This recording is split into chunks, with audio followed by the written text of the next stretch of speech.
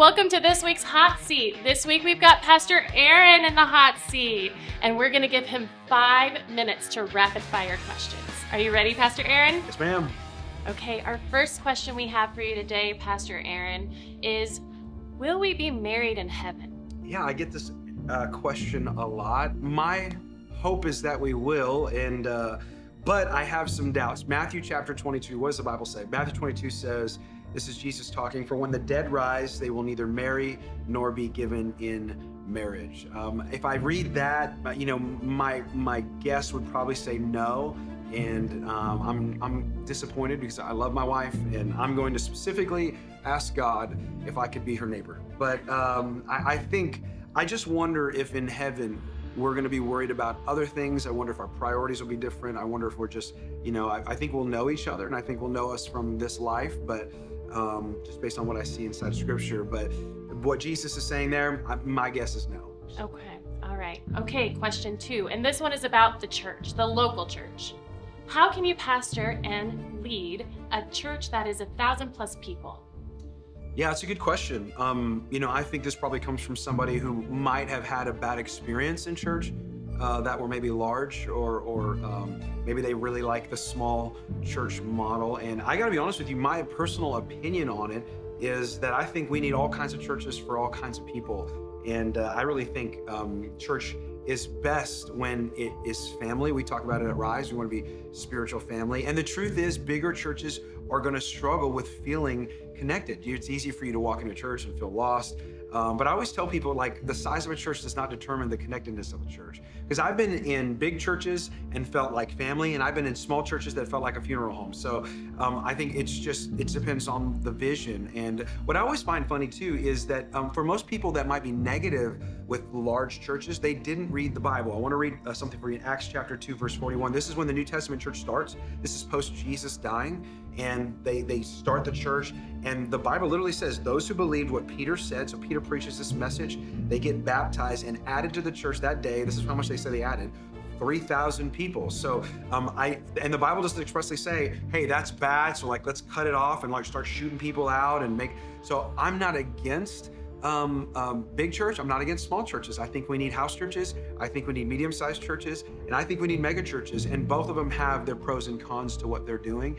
I think the hope would be is that if you go to our church or you have our spirit or you're part of our family, be positive about local church in general. However that church is doing, as long as they're preaching the Bible, they love Jesus, they're helping their community and loving others, I think that's the best way. Right, so you don't believe that local churches should just stay small? No, I think some churches should, and I think some churches shouldn't. I think it's based on the vision. I know some pastors who like smaller churches, and that's what they're called to lead. To be quite honest with you, I think it's dependent on their gifting. Some pastors can lead larger congregations, and some pastors can't. And it's not based on value, it's just based on what they're called to do in their role in the kingdom. So. And what would you say to the person who walks into our church and feels lost with all the people? Yeah, I think our goal would be, well, number one, I would hate that to be the case. And so my hope would be is that, hey, find someone with a lanyard or a name tag, or find me, I'm in the lobby all the time, and say, I'm not connected, and I will help you get connected to a small group, get you connected to a leader. Oftentimes, the best way to do that is to find someone with a lanyard, one of our leaders. They will absolutely do that. Our goal is not to build big church. Our goal is to build big people.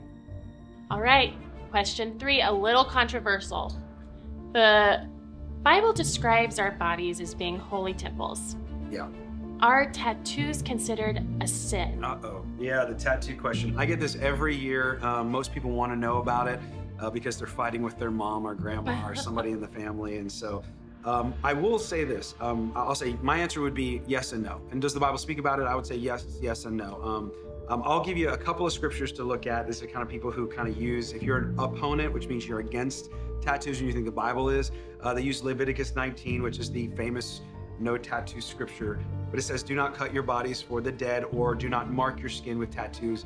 I am the Lord. Context of the scripture is that God is actually creating a people. He's trying to decide, hey, trying to show people, hey, here's what we look like, here's what we do, what we don't do.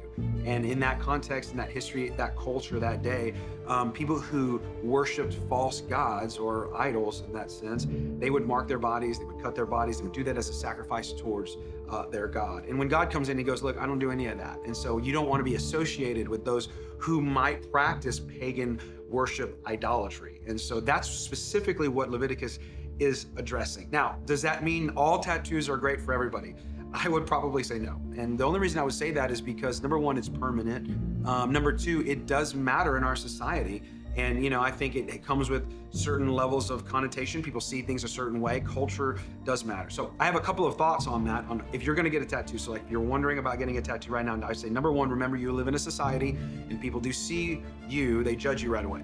And so be careful where you put it and all that kind of stuff. I would say that way. Number two, I would say stay away from anything evil or pagan, any symbols that could, literally you'd be putting something on your body permanently and making sure it's doesn't mean something that you don't want it to mean when I would say that. Number three is I would say pick something you want forever. Be careful, you're gonna have that for a while. One of the things I always tell people is if you're gonna get a tattoo, pick what you want, wait a year, and if you still want it, then okay, maybe that's a good one. And the last one is, I would just say, this is a little awkward, pick something that might be okay with adjusting to the skin movement of your body as you age. That's the only thing I would say about that. So that's kind of my take on the tattoo question. Okay, another question from a concerned young person.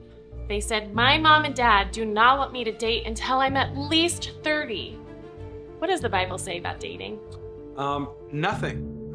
Nothing. It doesn't say anything about dating. And that's the funny thing about it is, we live in a society now where dating is a commonplace thing in our culture.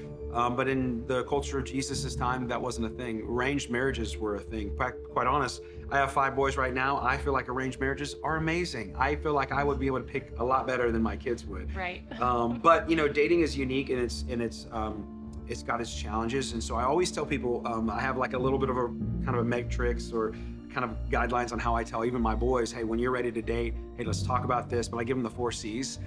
So I would be just real quick. The 4 C's of dating for me would be number one, look for somebody with character. It really matters that you find someone, their word is their bond, that they say what they mean and they mean what they say. Who are they behind closed doors matters. And so you can really find that out from their family or people who know them really well. So make sure they have good character, make sure they love Christ. That's the second C. Hey, I think it matters that you have somebody who follows the God that you follow, worships the God that you worship, and loves Jesus like you love Jesus. When I was dating in high school, when I was in church, they always said, hey, don't worry about getting close to the person that you want, get closer to God. And as you both get closer to God, you get closer to each other. So I think Christ matters. Number 3, commonality. I do think we sometimes undervalue being similar and like-minded interests, making sure we like the same things. If you're an outdoor person and you want to date somebody who likes to be indoors, you're going to probably butt heads a lot. So finding some commonality I think is important. And then the last one I do think matters, cuteness. I think you should be attracted to them. I think there should be some level of that. That's important. Right. And what would you say to someone who wants to date someone who doesn't believe? Yeah, parents love to quote the scripture, don't be unequally yoked, and I think there's some wisdom behind that. I think there's wisdom behind finding someone that is a follower of Jesus. I think that's why they're one of the C's. I think it's important. But I don't think it's the only thing, and I'm not sure it completely disqualifies them from being dating. Now, for some, probably should, if they're anti-God or they don't believe in anything that you believe, that's really, really tough, because you'll notice when you get married and your relationships get deeper, those situations become bigger problems and bigger issues. And I've seen, in just being a pastor for over 2 decades, man, some of the biggest issues people have is that they don't worship the same God. And so could that person be a Christian one day based on how you interact with them? Yes. That's a possibility, but I think it's risky to walk that strategy. If that's your strategy, missionary, I call it missionary dating. I'm gonna go be a missionary for God and reach people who don't know Him. I just think that's a little unwise. Just because you can doesn't mean you should. Right, my granny would call that galvation. Oh, there you go. Yeah, that's a great word, great word. All right, Pastor Aaron, last question. And this is for married couples. How do you handle tithing when your spouse is a non-believer? Yeah, man, that's a great question. I've dealt with this a lot, just counseling, couples, and that can be a real hard struggle inside of marriage when you don't believe the same things. How do you handle when you don't believe the same things? So they're specifically asking about tithing, so let me just give a thought on tithing. Number 1, tithing is biblical. Tithing is biblical. I know there's great YouTube and TikTok theology out there now. There's tithing's Old Testament and blah, blah, blah. You don't have to do it anymore. Let me just be clear. Tithing is both Old Testament and New Testament. Read you some scriptures. Number 1, Old Testament. I'll give you an Old Testament one. Deuteronomy chapter 14. You must set aside a tithe of your crops, 1/10 of all your crops to harvest each year. That's meant to bring back to the Lord. And a lot of people are like, well, it's Old Testament. And of course you would quote a Deuteronomy scripture. Well, let me give you a New Testament one. This is from Jesus himself, and he says this in Matthew 23, he says, "What sorrow awaits you, teachers of religious law, and you Pharisees, hypocrites, for you are careful to tithe even when you're the tiniest income from your herb gardens, but you ignore the more important aspects of the law, justice, mercy, and faith." And then he goes on to say, you should tithe, yes, but do not neglect the more important things. Tithe is established both in the Old Testament and in the New Testament. We believe it here at this church. You're not discounted if you don't. It's not a salvation issue. It's a blessing issue. And so we try to encourage those who are able to feel like, hey, if I've been given some blessing by God, the natural response would be to return back to him. I always tell people this: if you ever struggle with what you should do in a situation, ask yourself this question: what better reflects the heart of God? What would more look like Jesus? If God has given me something, would it look more like Jesus if I kept all of it? Or would it look more like Jesus if I tried to give some of it away?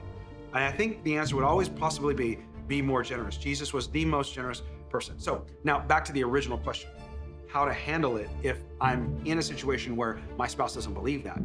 There's a great scripture on that. It's in 1 Peter chapter 3. Peter actually addresses how do women specifically deal with a non-believing husband. I'll read it for you. It says, "In the same way, you wives must accept the authority of your husband." So like, hey, don't be combative and don't assume you know more than him just because he doesn't believe in the things that you believe. So don't be combative, accept the authority of your husbands. Then if some refuse to obey the good news, like if your husband doesn't believe, your godly lives will speak to them without any words. They will be won over, this is so good, by observing your pure and reverent lives. So what is he admonishing us to do? If you are in a marriage right now with a spouse who doesn't believe something, don't be the nagging wife on the corner of the house always telling him what to do and why he's wrong. Don't be the husband that always harps on his wife to do something that she doesn't believe. Man, conduct yourselves in a way that they are so drawn to the Jesus in you that they are like, I don't know why, but I feel like you're right because of how you love people, kindness, justice, mercy, faith, all the things that Jesus represents. And you'll be surprised if you just live like Jesus, how people would want to be more like Jesus. So live your lives. I like what he says. Don't use your words, use your life. That's good. That's good. Well, thank you, Pastor Aaron. That's this week's Hot Seat, and we'll see you next week.